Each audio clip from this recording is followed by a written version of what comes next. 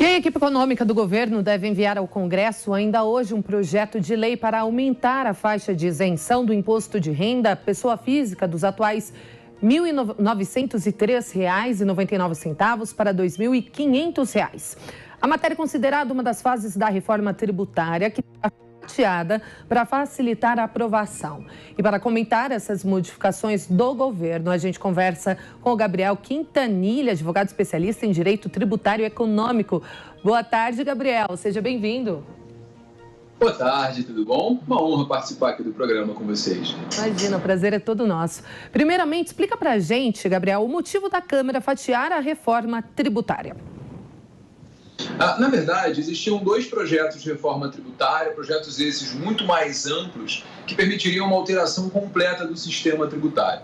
Esses dois projetos foram engavetados e o governo federal busca agora fazer uma reforma tributária em novas leis e não numa reforma de todo o sistema tributário, que é o indicado. Porém, o governo entende que vai ser mais fácil apresentar alterações pontuais que tenham impacto no sistema tributário do que efetivamente uma reforma que tenha que negociar com estados e municípios, alterando ICMS e ISS. De modo que essa reforma fatiada vai representar, num primeiro momento, a alteração da tributação federal para que, então, haja um movimento para discutir os impostos estaduais e municipais. E a reforma que está sendo discutida é o projeto de lei 3.887 de 2020, que institula a contribuição social sobre operações com bens e serviços. O que isso significa na prática? Bom, o governo, num primeiro momento, ele pretende substituir as contribuições para o PIS e para a COFINS por meio da CBS. Seria a contribuição sobre bens e serviços. Essa nova contribuição substituiria PIS e COFINS com uma elevação da alíquota, que no caso de PIS e COFINS, que são recolhidos no regime cumulativo, a alíquota sairia de 3,65% para 12%, e no regime não cumulativo de 9,25% para 12%. Ou seja, é um aumento de carga tributária com uma simplificação do recolhimento.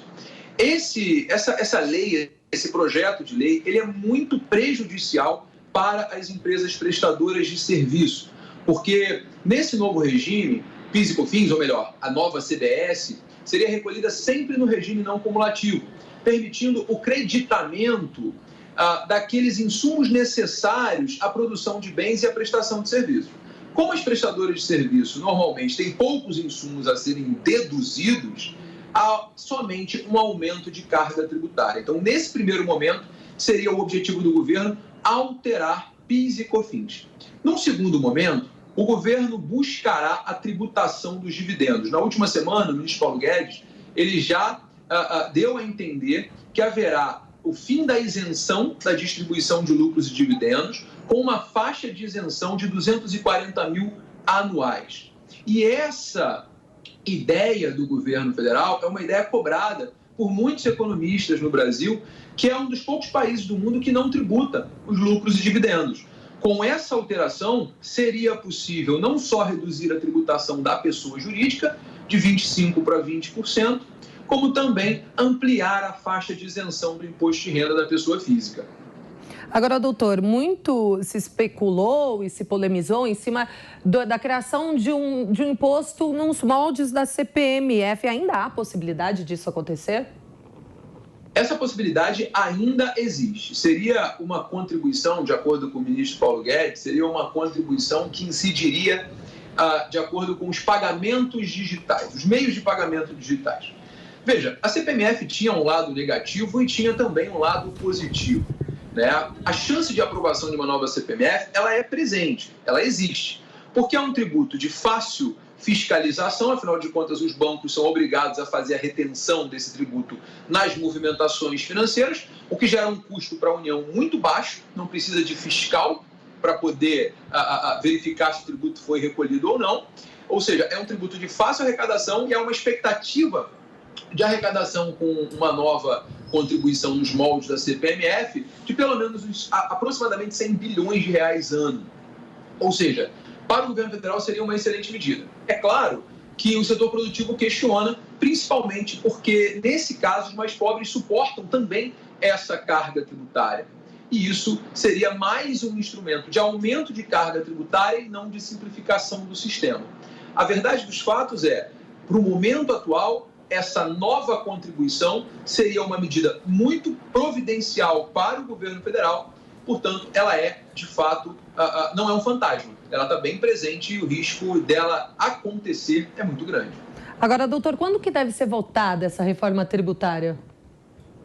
Olha, essa é a pergunta dificílima de responder. Talvez seria mais fácil hoje ganhar na loteria, porque as reformas tributárias elas tramitam no Congresso há anos, sem nenhum tipo de avanço. Porque o nosso sistema tributário é um dos mais complexos do mundo, em compensação, os governos federal, estadual e municipais, eles precisam arrecadar. O Estado brasileiro é um Estado que custa muito caro, quer seja pelos super salários, pela má gestão da coisa pública, né? Nós vemos aí preços para aquisição de bens acima do que deveria. E para pagar a conta, há necessidade de arrecadação. A arrecadação vem por meio da carga tributária. Então, no final das contas, enquanto não houver uma reforma administrativa, uma reforma tributária realmente ela acaba sendo um tanto quanto difícil de ser aprovada.